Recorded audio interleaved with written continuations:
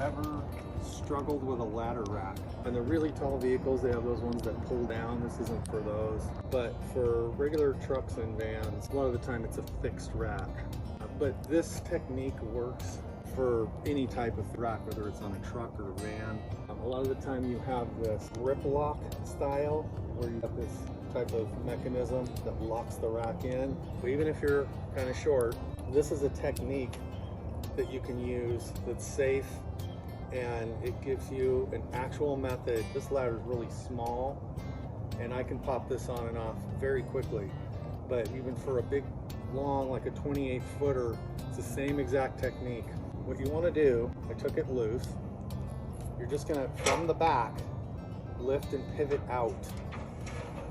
Okay, that's the first thing. For larger ladders, you just kind of want to find a center point. I could grab it from here, but kind of get to the middle of your ladder and off you go. And I could take off walking to where I'm headed, or I could set it straight down. Okay, when you're putting it back, you really just kind of know which rung you're usually putting that riser in between.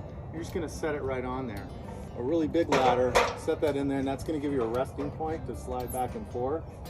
If it's a smaller ladder, just go right to the rung that riser goes in between. And now all you gotta do is get to the back foot and bring it back around and put it into place. So this motion here, the weight's off of me and I'm just pivoting in, okay? Full speed on that. You're coming in, finding your spot. If you've struggled with that, then this could be helpful to you. Just wanted to share a method. A lot of the time, nobody ever shows anyone how to do that type of thing. Especially if someone's new, I always make sure and show them how to get stuff on and take stuff off. Another rule, never put anything on a rack unless you're willing to secure it right then. Don't walk up, set stuff on a rack and say, oh, I'll tie that down in a minute, and then you forget and you take off driving. Very dangerous.